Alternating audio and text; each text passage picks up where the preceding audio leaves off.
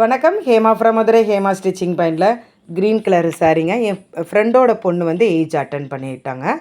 அவங்களுக்கு தான் இது வந்து ஸ்டிச் பண்ண போகிறேன். இது வந்து ப்ளவுஸு, இது பல்லு. அது வந்து இப்போது டோட்டலாக போட போகிறதே வந்து ஒரு 2 ஹவர்ஸ் தான் போட போகிறேன். அதனால் தனியாக ஒரு ப்ளவுஸ் எடுத்துக்கலாம் அப்படின்னு சொல்லிட்டு எடுத்துக்கிட்டாச்சு. அதில் வந்து க்ரீன் அண்ட் வந்து சில்வர் கலர் இருக்கிறது. அதனால் இது சில்வருக்கு ஜரி மட்டும் எடுத்து ப்ளவுஸ் சாரியில் வந்து செக்குடு போட்டிருக்குது. அதேமாதிரி இதில் நான் ஒரு 1.25 இன்ச்சஸ்க்கு கேப் போட்டு ஸ்ட்ரைட்டாக கோடு போட்டு வச்சுட்டேங்க. அதே மாதிரி செக்குடு தான் போட்டு வச்சுட்டேங்க.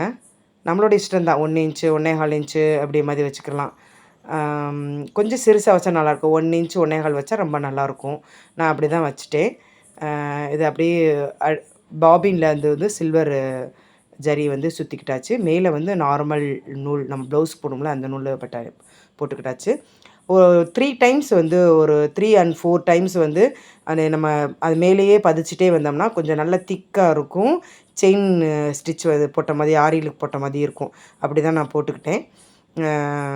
அதுக்கப்புறம் இது ஸ்லீவும் அதே மாதிரி தான் 2 பக்கமும் ஒரு 4 1/2 இருக்கும். ரொம்ப பெருசெல்லாம் வேணாம் அப்படின்ட்டாங்க. நார்மல் ஸ்லீவே போதுன்ட்டாங்க. எல்லாம் ஸ்டிச் பண்ணி முடித்தாச்சு. எப்பட்றா இது என்ன ஐடியா பண்ணலான்னு யோசிச்சுட்டு எல்லாத்தையும் பரப்பி வச்சுட்டேன். அப்புறம் போதும் நார்மலாகவே போதும் அப்படின்ட்டாங்க. அதனால் ஒரு செயின் மட்டும் போட்டு அங்கங்கே ஸ்டோன் வச்சு ஸ்டிச் பண்ணிட்டேங்க. இது எப்படி இருக்குன்னு பார்த்து சொல்லுங்கள். இந்த வீடியோ உங்களுக்கு பிடிச்சிருக்குன்னா லைக் பண்ணுங்கள், கமெண்ட் பண்ணுங்கள், சப்ஸ்கிரைப் பண்ணுங்கள். நெக்ஸ்ட் வீடியோவில் வந்து பாப்பா வியர் பண்ணியிருக்க மாதிரி நெக்ஸ்ட் வீடியோவில் பார்ப்பாங்க. தேங்க்யூ.